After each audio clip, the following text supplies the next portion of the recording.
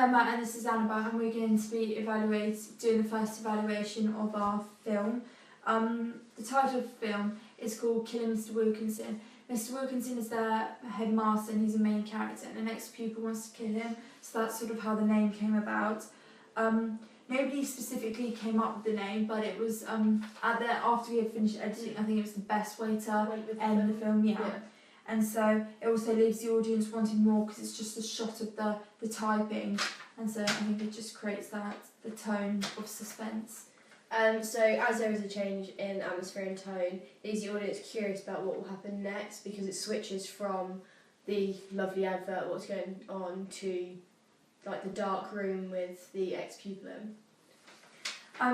So the settings and location, we set our film in an English boarding in an old English boarding school.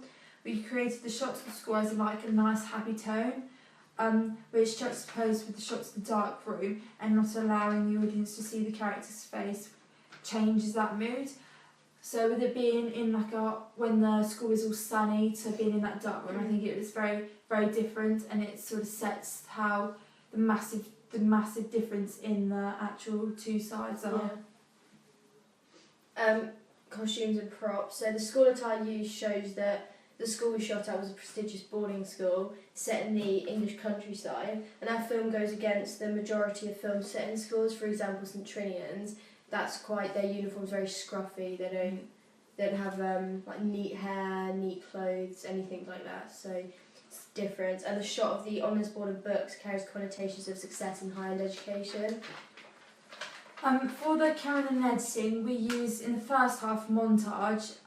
This creates and establishes the feeling of the advert, with the happy music overlaying the voiceover, and in the second half it's continuity editing, which fulfills the audience expectations as majority of films use both types of editing. The use of the close-up on the mysterious character is conventional as his identification isn't fully revealed then. So the story and how the opening is set. So we set up location through the opening, so by using the planning of the school. It's about a disgruntled pupil who's planning to kill the headmaster. As you see at the end, there's the ex-pupil. And we started the video as an advert, and then it switches to the present day of the ex-pupil watching the advert, which kind of gives it that nice feeling at the beginning, but then it switches, so it's quite mysterious because you don't expect it to happen. For the titles and like the style of that, because the title started from the beginning to the end and there was that massive difference in the tones, we didn't want to have like scary yes, like the titles to give it away. So we tried to get them plain and simple. The titles last for 4 seconds each and they fade in and out, which is enough time for the audience to read who's been credited. And with them fading in and out, I think it just looks slicker and more professional. Yeah. They are informative and institutionally accurate without being intrusive, so they worked well together. Yeah.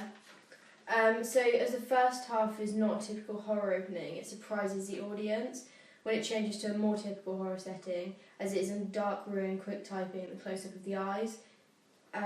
This subversion of expectations jolts the audience and draws them into the narrative. And then for how the characters are introduced, I focus on Mr Wilkinson.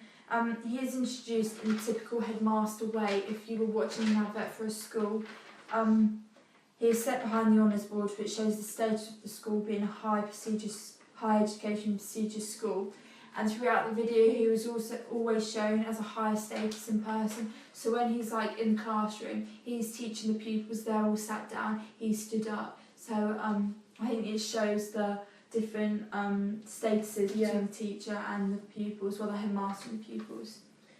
So the stalker is introduced in dark surroundings through a close-up. We can see the intentions as he starts typing, so you can see his eyes flittering across the screen watching the headmaster and the pupils, and then at the end you can see him like furiously typing on the keyboard.